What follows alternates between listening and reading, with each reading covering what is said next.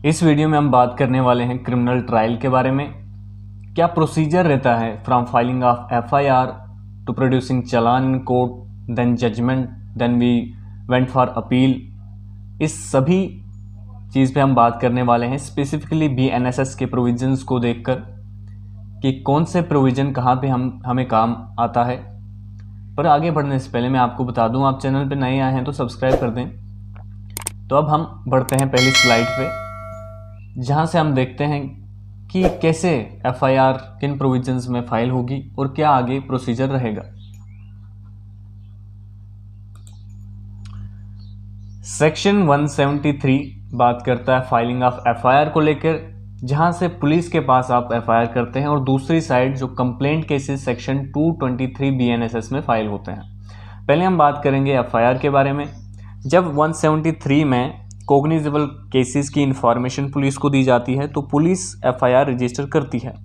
आप ओरली भी उनको बोल के अब इंफॉर्मेशन दे सकते हैं, जो कि खुद वो लिखेंगे बाद में, या तो फिर आप लिख के भी एप्लीकेशन के ज़रिए उनको दे सकते हैं और वो रजिस्टर करेंगे एफआईआर। उसके बाद पहले जो आईपीसी सीआरपीसी के प्रोविजंस थे, वहाँ पर पुलिस काफ़ी बहाने मारती थी कि we are out of jurisdiction, कि हमारी इस एरिया पे जुरिस्डिक्शन नहीं है तो हम इस केस के रिलेटेड एफआईआर यहाँ नहीं कर सकते। उसका मेंशन भी 173 में दिया है कि इरेस्पेक्टिव ऑफ एरिया, जहाँ भी आपको जब भी आपको इन्फॉर्मेशन मिली तो आपको रजिस्टर करनी है एफआईआर। बाद में वो ट्रांसफ़र होगी कंसर्न पुलिस स्टेशन, पर पहली उन्हें एफआईआर रजिस्टर करनी पड़ेगी। एफआईआर रजिस्टर होगी तो उसके बाद क्वेश्चन आता है कि कौन से ऐसे केसेस होंगे जब पुलिस बिना वारंट के अरेस्ट कर सकती है। पुलिस बिना वारंट के अरेस्ट किन किन केसेस में कर सकती है, बिना मजिस्ट्रेट के कहने पर कब अरेस्ट कर सकती है। जब किसी पुलिस ऑफिसर के सामने कॉग्निजेबल ऑफेंस हुआ तो वहाँ पे वो बिना वारंट के गिरफ्तार कर सकती है, या फिर कभी कोई कंप्लेंट फाइल करी, जैसे मैंने कहा अभी कि एफआईआर तो हो गई कॉग्निजेबल ऑफेंसेस में। अगर कोई ऐसी कंप्लेंट फाइल हुई पुलिस के पास और पुलिस को लगता है कि यहाँ पर केस बन रहा है कॉग्निजेबल ऑफेंस का, जिसमें पनिशमेंट 7 साल से कम की है, तो उन केसेस में भी गिरफ्तार कर सकती है बिना वारंट के, पर कुछ कंडीशंस उनको फुलफ़िल करनी पड़ती हैं। जैसे कि जो व्यक्ति जिसे वो गिरफ्तार करने जा रहे हैं वो भाग सकता है, इन्वेस्टिगेशन में मदद मिल सकती है उसे गिरफ्तार करने पर, या फिर ऐसा सस्पिशन पैदा हो रहा है पुलिस को कि इसको अगर गिरफ्तार नहीं करेंगे तो ये और भी क्राइम कर सकता है। ऐसी ऐसी कंडीशंस हैं जो उनको ध्यान में रखनी पड़ती है। जब किसी व्यक्ति को गिरफ्तार करेगी पुलिस तो कुछ उन्हें प्रोसीजर फॉलो करना पड़ता है।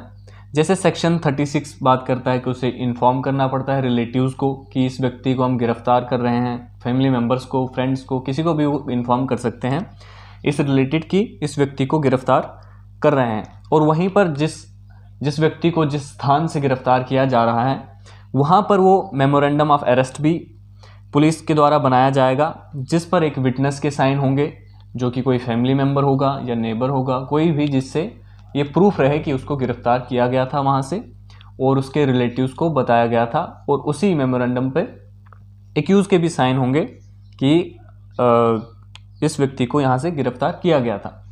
जब किसी व्यक्ति को गिरफ्तार किया जाए और अगर वो बेलेबल ऑफेंसेस हैं तो फिर बेल इज़ अ राइट उसे मिलता है। पुलिस भी उसे बेल बाउंड्स लेकर वहाँ से पुलिस स्टेशन से जाने देती है। 478 में भी इसके बारे में बोला गया है।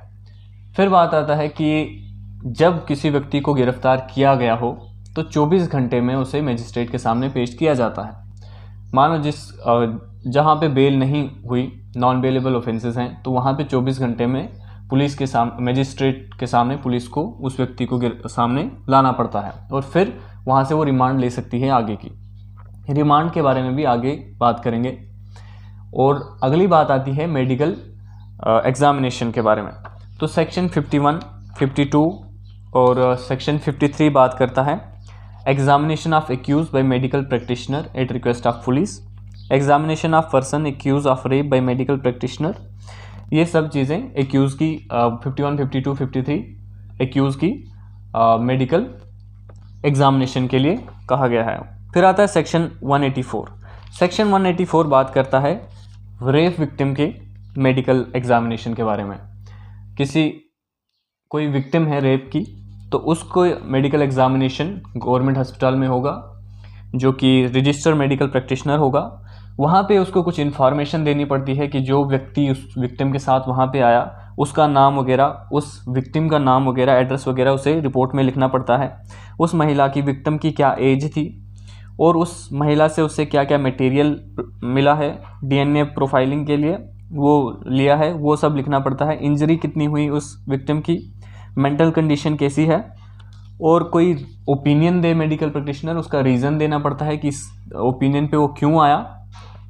उसके साथ साथ बाकी सारी चीज़ें उसको उस रिपोर्ट में अपनी लिखना पड़ता है। और साथ ही ये भी इसमें प्रोविज़न किया है 7 दिन के अंदर अंदर मेडिकल प्रैक्टिशनर को सबमिट करनी है वो रिपोर्ट पुलिस स्टेशन, और पुलिस फिर मजिस्ट्रेट को सबमिट करेगी। पहले सीआरपीसी में ऐसा कोई लिमिटेशन नहीं थी, पर अब इन केसेस को जल्दी निपटाने के लिए ये प्रोविज़न सीआरपीसी बीएनएसएस में लाया गया है, सो दैट कि जल्दी मेडिकल रिपोर्ट वहाँ से आ जाए। फिर आता है सेक्शन 397। सेक्शन 397 बात करता है ट्रीटमेंट ऑफ विक्टिम के बारे में, कि कोई भी सरकारी हॉस्पिटल हो या प्राइवेट हॉस्पिटल हो, they are bound to treat that victim with free of cost. वो कोई उनसे मांगे ना पैसा वगैरह, तो ये प्रोविजंस भी वहाँ पे नए वाले बीएनएसएस में रखा गया है।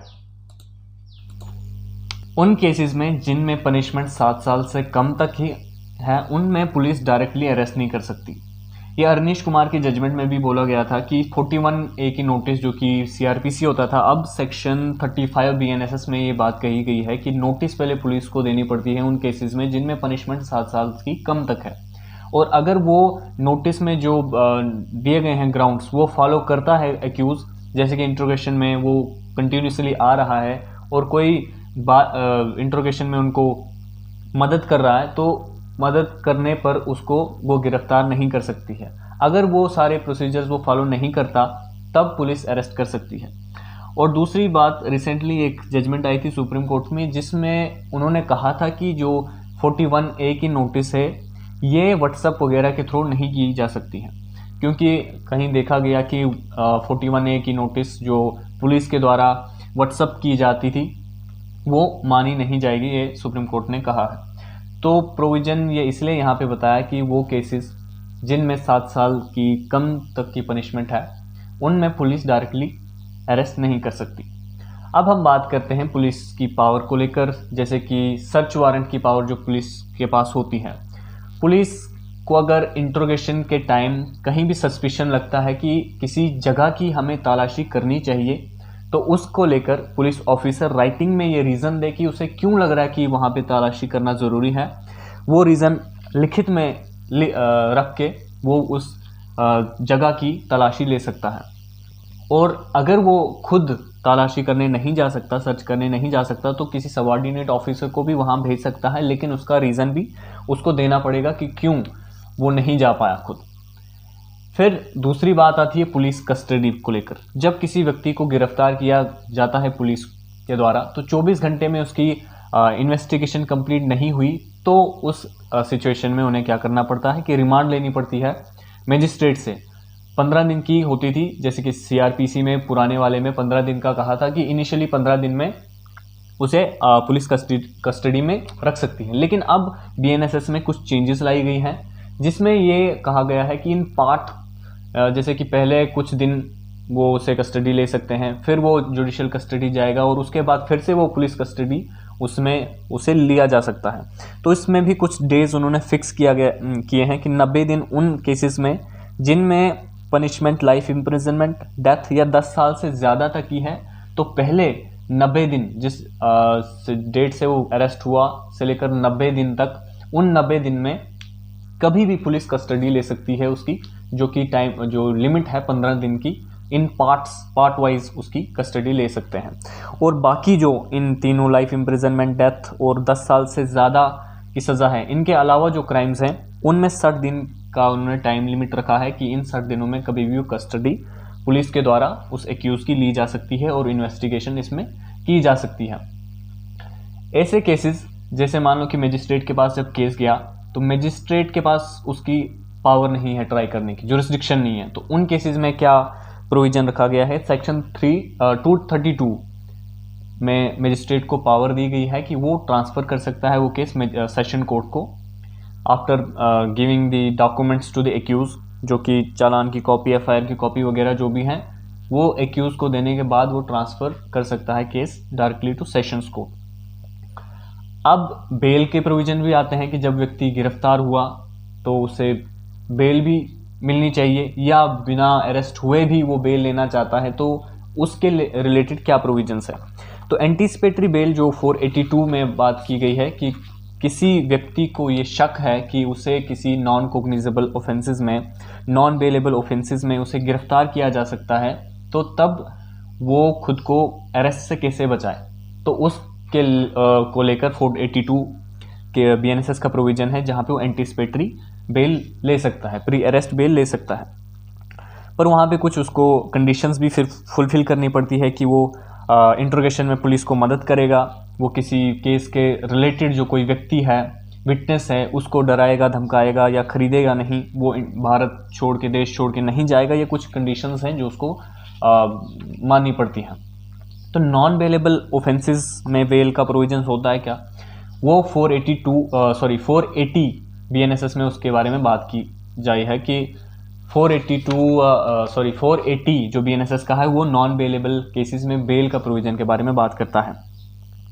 वो केसेस जिनमें पनिशमेंट डेथ हो, लाइफ इम्प्रिजनमेंट हो या 7 साल से ज़्यादा हो, उनमें बेल तभी मिलती है जब पीपी को, जो पब्लिक प्रोसिक्यूटर है, उसको सुन के ही कोर्ट डिसाइड करता है कि बेल किसी एक्यूज को देनी है या नहीं।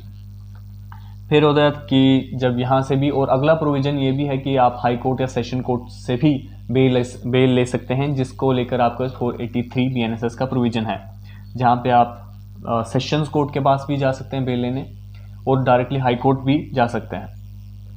बेल कैंसिलेशन का भी प्रोविजन है। मान लो कि कोई व्यक्ति बेल पर ऑलरेडी रिलीज हो चुका है, लेकिन हाई कोर्ट या सेशन कोर्ट उसको कैंसिल भी कर सकती है और डायरेक्ट कर सकती है पुलिस को कि उस व्यक्ति को फिर से गिरफ्तार करके हमारे पास लाया जाए। उसके बाद आता है जब इन्वेस्टिगेशन की जाती है पुलिस के द्वारा, तो विटनेस उसे मिलते हैं, विटनेस को एग्जामाइन करना पड़ता है और स्टेटमेंट उसको रिटर्न में लिखना पड़ता है। तो वो भी पुलिस ले सकती है किसी भी विटनेस को, जो भी उस रिलेटेड है, केस के रिलेटेड है, उसका स्टेटमेंट वो रिकॉर्ड कर सकती है 180 के अंदर। और यदि किसी महिला का वो स्टेटमेंट लेती है जो कि सेक्सुअल ऑफेंसेस के विक्टिम है, तो उसका जो स्टेटमेंट रिकॉर्ड किया जाएगा वो किसी वुमेन ऑफिसर के द्वारा ही रिकॉर्ड किया जाएगा। और जैसा कि हम पहले भी बात कर चुके हैं कि मेडिकल रिपोर्ट जो विक्टिम का होता है रेप केसेस में, सेक्सुअल ऑफेंसेस के केसेस में, तो वो 7 दिनों में सबमिट करना पड़ता है डॉक्टर को, पुलिस को, और फिर पुलिस मजिस्ट्रेट को वो फॉरवर्ड करती है। जो केसेस जिनमें 7 साल की कम की सज़ा है उसमें डायरेक्टली पुलिस अरेस्ट नहीं कर सकती है, उसमें नोटिस देना पड़ता है एक्यूज़ को। और फिर आते ही बात, जब ये सारी इन्वेस्टिगेशन कंप्लीट हो गई पुलिस की, तो उसके बाद का क्या प्रोसीजर है। उसके बाद पुलिस या तो क्लोजर रिपोर्ट फाइल करेगी जिसमें कि वो ये कहेगी कि कोई इसमें ऑफेंस नहीं बना, या फिर चार्जशीट फाइल करेगी जिसमें इन्वेस्टिगेशन कंप्लीट होने के बाद वो ये बताएगी कि चार्जेस बन रहे हैं, केस बन रहा है, और वो चार्जशीट वो 193 में वो फॉरवर्ड करेगी इन्वेस्टिगेशन कंप्लीट होने के बाद मजिस्ट्रेट को। चार्जशीट में कुछ इंपॉर्टेंट चीज़ें होती हैं जो कि एक्यूज़ को एक कॉपी दी जाती है, कोर्ट में उसे मिल जाती है, पुलिस के द्वारा दी जाती है। उसमें क्या क्या चीज़ें होनी चाहिए, उसमें दोनों पार्टीज़ के नाम होने चाहिए, जिसमें विक्टिम हो या कंप्लेनेंट भी वही हो सकता है और एक्यूज़ हो, पुलिस को कैसे इन्फॉर्मेशन मिली क्राइम की, वो सारी चीज़ें, मेडिकल रिपोर्ट्स जो भी विक्टिम की ली गई हैं या एक्यूज़ की ली गई हैं, दोनों की ली गई हैं, तो दोनों की मेडिकल रिपोर्ट वहाँ पे अटैच होनी चाहिए। अरेस्ट के रिलेटेड सारे कागजात उसमें अटैच होना चाहिए। 180 जो बीएनएसएस है उसके अंदर स्टेटमेंट जो लिए गए हैं विटनेसेस के, वो सारे वहाँ रहने चाहिए। क्या क्या जब्ती की है पुलिस ने एक्यूज़ से, वो उनका लेखा भी वहाँ होना चाहिए, क्राइम सीन का मैप वो वहाँ पे दिखना चाहिए, बाकी जितने भी रिलेवेंट डॉक्यूमेंट्स हैं इस केस के रिलेटेड वो सारे अटैच रहने चाहिए उस चालान में, चार्जशीट में। और अगर कोई फोटोग्राफ्स वीडियोग्राफ्स ली हुई हों तो वो 176 BNSS के अंदर वो भी वहाँ पे अटैच होनी चाहिए। अगर आपको चार्जशीट में कोई ऐसा डॉक्यूमेंट नहीं मिला जो इम्पोर्टेंट है तो आप वो कोर्ट के ऑर्डर शीट में उसे लिखवा दें कि ये हमें ये वाला डॉक्यूमेंट इसमें नहीं है, ताकि वो कोर्ट के नोटिस में रहे। उसके बाद जब चार्जशीट यहाँ पे फाइल होगी तो आगे प्रोसीजर चलेगा।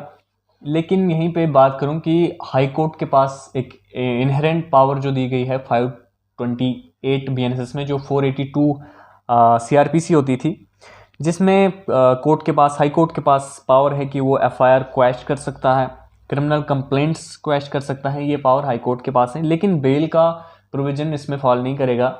जैसे कि बेल के लिए कोई स्पेसिफिक प्रोविजंस ऑलरेडी दिए गए हैं तो हाई कोर्ट उन प्रोविजंस का सहारा लेगी, ना कि 528 के अंदर। तो कुछ ऐसी चीज़ें हैं जो 528 के अंदर हाई कोर्ट के पास, जिनके पास पावर है। जब वहाँ पर चार्जशीट फाइल हुई, उसके बाद जब मजिस्ट्रेट के पास या सेशन कोर्ट के पास केस आया है, तो वहाँ पर फिर अगर कोर्ट को ये लगता है कि प्राइमा फेशी केस नहीं बन रहा है तो तब एक्यूज को डिस्चार्ज किया जा सकता है। वहाँ पर मजिस्ट्रेट को 262 के अंदर और सेशंस कोर्ट को 250 BNSS के अंदर ये पावर दी गई है कि वो एक्यूज को डिस्चार्ज कर सकते हैं उस केस से। और इन कंप्लेंट केसेस 268 BNSS इज दियर। और अगर चार्ज फ्रेम हो रहे हैं, जब आर्ग्यूमेंट्स होंगे, चार्जेस पर आर्ग्यूमेंट्स होंगे प्रोसिक्यूशन की तरफ से, डिफेंस काउंसिल की तरफ से, तो वहाँ पर डिसाइड होगा कि चार्ज लगेंगे या नहीं लगेंगे। अगर नहीं लगेंगे तो अक्यूज़ को डिस्चार्ज कर दिया जाएगा। और अगर फिर चार्ज फ्रेम हो गए तो यहाँ से फिर कोर्ट में ट्रायल स्टार्ट होगा। वहाँ से चार्जशीट कॉपी एक्यूज़ को दी जाएगी और आगे फिर प्रोसीजर चलेगा क्रिमिनल ट्रायल का।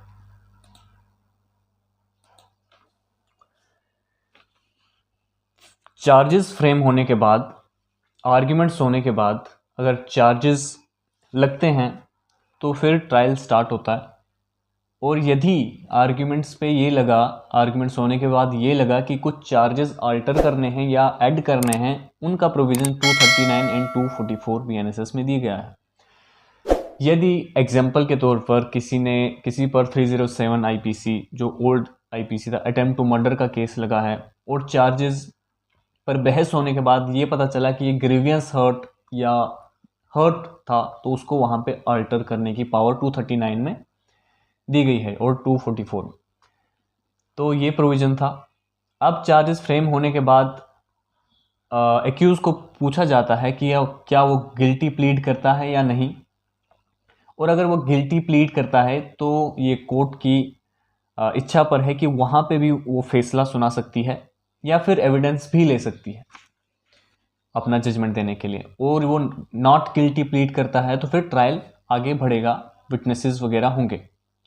पर इसी में यहाँ पर एक और चीज़ है, प्ली बार्गेनिंग, जो कि चार्ज फ्रेम होने के 30 दिन के अंदर एक्यूज़ एक एप्लीकेशन दे सकता है प्ली बार्गेनिंग के लिए कि मैं ये मानता हूँ कि मैंने क्राइम किया और इसको बार्गेन किया जाए, और यहाँ पर इसमें थोड़ी सी पनिशमेंट या कंपनसेशन दे के विक्टिम को यहाँ पे वो केस को ख़त्म कर देते हैं। ये होती प्ली बार्गेनिंग। अब प्ली बार्गेनिंग की एप्लीकेशन स्टार्ट होती है 290 से लेकर 289 जो BNSS का है, वो बताता है कि प्ली बार्गेनिंग किन केसेस में किया जाता है। जिन केसेस में 7 साल से कम की सज़ा हो और वो केसेस वमेन के खिलाफ कोई क्राइम न हुआ हो, वो केसेस हैं, और the socio economic condition of country के रिलेटेड ना हो, तब वो केसेस में प्ली बार्गेनिंग होती है। 7 साल की कम सज़ा होनी चाहिए। उसमें एक एप्लीकेशन दी जाती है एक्यूज़ की तरफ से कि मैं वॉलेंटरली, एफिडेविट पे दिया जाता है कि वॉलेंटरली मैं ये कह रहा हूँ कि इस केस को बार्गेन किया जाए विक्टिम के साथ। तो वहाँ पे वो डिसाइड करते हैं इस मैटर को। क्या प्रोसीजर क्या रहता है इसमें? जब एप्लीकेशन दी जाती है एक्यूज़ के द्वारा तो कोर्ट नोटिस भेजती है पीपी को और कंप्लेनेंट को, पीपी या कंप्लेनेंट को और एक्यूज व्यक्ति को, कि एक डेट फिक्स करते हैं ताकि ये कोर्ट चेक करे कि वॉलंटरली एक्यूज ने वो एप्लीकेशन दी है या नहीं। वो देखने के बाद अगर कोर्ट को ये लगता है कि एक्यूज ने वॉलंटरली प्ली बार्गेनिंग की एप्लीकेशन दी है तो एक डेट फिक्स की जाती है, जिस डेट पे सभी लोगों को नोटिस भेजती है कोर्ट, जिसमें एक्यूज व्यक्ति रहता है, पब्लिक प्रोसिक्यूटर रहता है, पुलिस ऑफिसर जो आईओ था केस का, अगर पुलिस के ज़रिए एफआईआर के ज़रिए केस पहुंचा है तो पुलिस ऑफिसर को और विक्टिम को नोटिस भेजती है कि वो प्रेजेंट रहें, और एक्यूज पर्सन अपने एडवोकेट के साथ भी प्रेजेंट रह सकता है, और कोर्ट ये इंश्योर करे कि उनकी प्रोसीडिंग अच्छे से हो, प्ली बार्गेनिंग में कोई वहाँ पे वॉलंटरी सब कुछ हो। तो वो पार्टिसिपेट करते हैं उसमें वो सारे लोग, जिसमें पहला व्यक्ति पीपी आता है, पुलिस ऑफिसर आता है, और विक्टिम आता है, और कंप्लेनेंट आता है, सॉरी विक्टिम और एक्यूज व्यक्ति आता है, ये चार लोग। और ये विक्टिम और एक्यूज अपने एडवोकेट्स के साथ भी आ सकते हैं। तो वहाँ पे वो फिर अपना केस डिसाइड करते हैं, प्रिपेयर करते हैं कि किस तरीके से कोई कंपनसेशन दे के विक्टिम मान लेता है तो वहाँ पे डिसाइड किया जाता है, या फिर कोई पनिशमेंट इसे दी जाती है जिसको 1/4 कर देता है पनिशमेंट कोर्ट, तो उसको लेकर भी वो राज़ी हो जाते हैं। एक टाइप का कंप्रोमाइज़ वो यहाँ वहाँ पे कर लेते हैं प्ली बार्गेनिंग में उस केस को लेकर। और जब अगर ये मान लेते हैं, कंप्रोमाइज़ हो जाता है दोनों पार्टीज़ के बीच में, तो कोर्ट यहाँ पे जजमेंट प्रिपेयर, एक रिपोर्ट तैयार करती है जिस पे साइन करता है जज कि ये चीज़ें हमने मान ली है, इन चीज़ों पे, इन कंडीशंस पे कंप्रोमाइज़ हो गया है। तो उसके बाद 292 में उस केस को 293 जो BNSS का है उसमें डिस्पोज करती है कोर्ट उस केस को, जिसमें या तो कंपनसेशन दी गई हो विक्टिम को, जी इस बात पे वो मान गए हों, या फिर एक्यूज को पनिशमेंट दी गई हो। तो पनिशमेंट उसमें डिसाइड होता है कि जितनी पनिशमेंट थी उसका 1/4 हिस्सा 1/4 देकर उसको ख़त्म किया जाता है। और 294 में जजमेंट आता है कोर्ट का, और जो कोर्ट प्ली बार्गेनिंग को बेस रख के जजमेंट देगा तो वो फाइनल ऑर्डर होगा, उसके खिलाफ कोई अपील बाद में नहीं की जा सकती।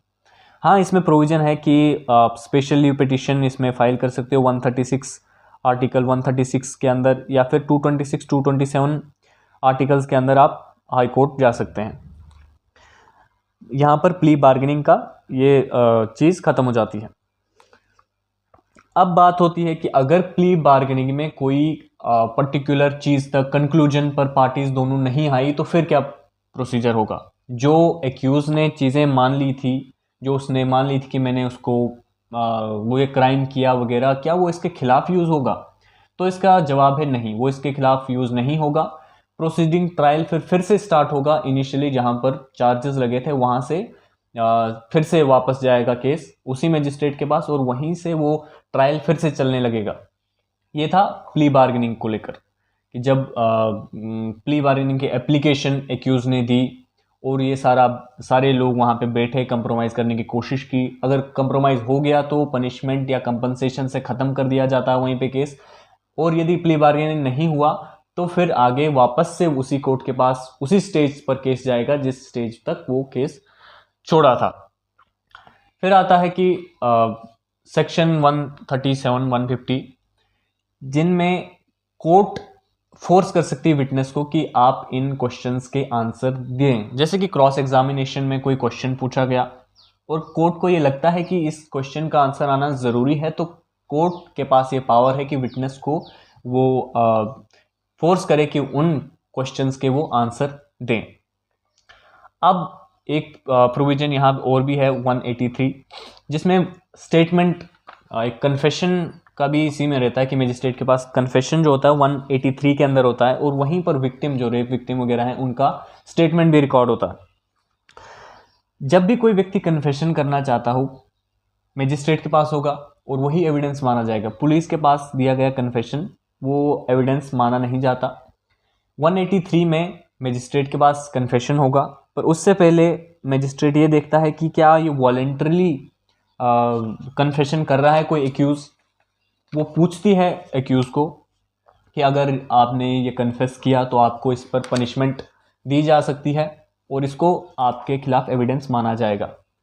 तो ये कहने पर जब पुलिस जब जो एक्यूज़ है अपना कन्फेशन मजिस्ट्रेट को देता है तो मजिस्ट्रेट को उस कन्फेशन को रिकॉर्ड करना पड़ता है राइटिंग में, और उस स्टेटमेंट के लास्ट में लिखना पड़ता है कि मैंने ये सारी इस व्यक्ति को जिसका नाम सो एंड सो है एक्यूज़ है उसको ये बताया कि अगर वो कन्फेशन करता है तो उसके खिलाफ इसका एविडेंस इसको यूज़ किया जाएगा, और वॉलंटरली ये अपना स्टेटमेंट दे रहा है, कन्फेशन दे रहा है मेरी प्रेजेंस में, और वहाँ पे साइन रहते हैं कोर्ट के।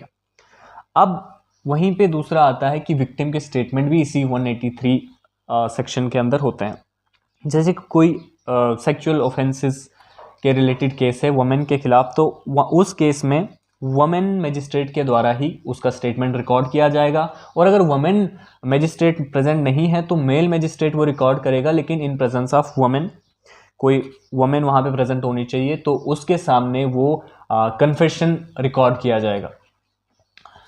और इसी केसेस को लेकर जैसे मान लो कि 183 में मजिस्ट्रेट ने रिकॉर्ड किया स्टेटमेंट, और वही केस बाद में सेशंस कोर्ट के पास गया, तो सेशन कोर्ट के पास पावर है कि उस मजिस्ट्रेट को भी बुला सकती है as a witness session court में, जिस मजिस्ट्रेट ने स्टेटमेंट लिया था उस विक्टिम का। तो ये प्रोविजन यहाँ तक। जब चार्जेस लगे तो उसके बाद विटनेसेस को बुलाया जाता है। सबसे पहले प्रोसिक्यूशन विटनेसेस को बुलाया जाता है, और प्रोसिक्यूशन विटनेसेस को कोर्ट के सामने लाया जाता है, जिसमें एग्जामिनेशन इन चीफ किया जाता है उस पार्टी के द्वारा। जैसे क्रिमिनल केसेस में पब्लिक प्रोसिक्यूटर उस एग्जामिनेशन इन चीफ करेगा। उसके बाद डिफेंस काउंसिल को क्रॉस एग्जामिनेशन का टाइम दिया जाएगा, वो उसे क्रॉस एग्जामिन करता है।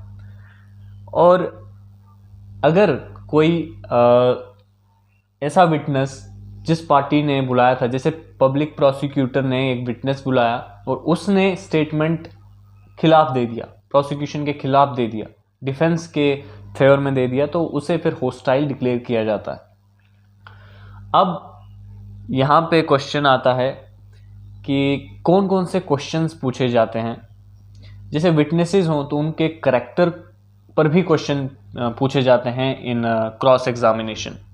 क्रॉस एग्जामिनेशन में लीडिंग क्वेश्चन भी पूछे जाते हैं, लेकिन डिफेंस जो एग्जामिनेशन इन चीफ है वो लीडिंग क्वेश्चन नहीं पूछ सकते। अगर विक्टिम का क्रॉस एग्जामिनेशन किया जाता है, जैसे कि रेप केसेस में विक्टिम का क्रॉस किया जाता है, तो उस स्थिति में कोई करैक्टर पर क्वेश्चन नहीं किया जाना चाहिए डिफेंस काउंसिल के द्वारा। और ऐसे केसेस में कंटेम्प्ट ऑफ कोर्ट भी लग सकता है, अगर कोर्ट के मना करने पर भी ऐसे क्वेश्चन पूछे गए एडवोकेट के द्वारा। तो ये रिलेटेड था प्रोसिक्यूशन विटनेसेस को लेकर। विटनेसेस कैसे आते हैं, प्रोसिक्यूशन के द्वारा लाए जाते हैं, तो प्रोसिक्यूशन विटनेस हो जाएंगे। उसके बाद जब प्रोसिक्यूशन के विटनेस सारे कंप्लीट हो गए, उसके बाद फिर डिफेंस काउंसिल के डिफेंस साइड के एविडेंसेस आते हैं, फिर उनकी स्टेटमेंट्स होती हैं, तो आगे प्रोसीजर चलता है। सेक्शन 530 BNSS बात करता है कि आप इलेक्ट्रॉनिक मोड के ज़रिए कोर्ट के द्वारा वारंट और समन्स भी इशू किए जा सकते हैं, तो वहाँ से वो इलेक्ट्रॉनिक मोड के ज़रिए भी वो कर सकते हैं। जब प्रोसिक्यूशन एविडेंस के बाद डिफेंस एविडेंस ख़त्म हो गए, उसके बाद क्रिमिनल ट्रायल में फाइनल आर्ग्यूमेंट्स होते हैं। फाइनल आर्ग्यूमेंट्स कंसाइज फॉर्म में ओरली वो सबमिट कर सकते हैं कोर्ट को, और ओरल आर्ग्यूमेंट से पहले अगर कोई मेमोरेंडम कोर्ट को सबमिट करना चाहता है हेडिंग के साथ, आर्ग्यूमेंट्स की हेडिंग के साथ, तो वो कोर्ट का रिकॉर्ड बन जाएगा, और यही मेमोरेंडम की कॉपी अपोजिट पार्टीज को भी सबमिट की जाएगी। रिटन आर्ग्यूमेंट सबमिट करने के लिए कोई भी एडजर्नमेंट नहीं दी जाएगी, ये सेक्शन 352 BNSS कहता है। और यदि कोर्ट के द्वारा रिटर्न आर्ग्यूमेंट फाइल करने के लिए एडजर्नमेंट दी गई, तो वो रीज़न देना पड़ेगा, लिखना पड़ेगा कोर्ट को ऑर्डर शीट में। फिर जब फाइनल आर्ग्यूमेंट ख़त्म हो गए, तो उसके बाद जजमेंट दी जाएगी कोर्ट के द्वारा। 392 BNSS में जजमेंट दी जाएगी कोर्ट के द्वारा, जो कोर्ट पूरे ओपन कोर्ट में सुनाई जाएगी, और ऐसी लैंग्वेज जो कोर्ट की लैंग्वेज है उस लैंग्वेज में वो सुनाई जाएगी और लिखी जाएगी। उसके बाद अगर कोई ऐसा केस है जिसमें डेथ सेंटेंस दी गई सेशंस कोर्ट के द्वारा, तो वो कंफर्मेशन के लिए हाई कोर्ट जाएगी। हाई कोर्ट फिर उसको कंफर्म करेगी। अगर हाई कोर्ट को लगता है कि इस केस में जो कि कंफर्मेशन ऑफ डेथ के लिए हाई कोर्ट को प्रेफर किया था, तो वहाँ लगता है हाई कोर्ट की कि इसमें कोई इंक्वायरी की आवश्यकता है, तो हाई कोर्ट उस इंक्वायरी को खुद कर सकता है या फिर सेशन कोर्ट को डायरेक्ट कर सकता है कि इसमें फर्दर इंक्वायरी की जाए।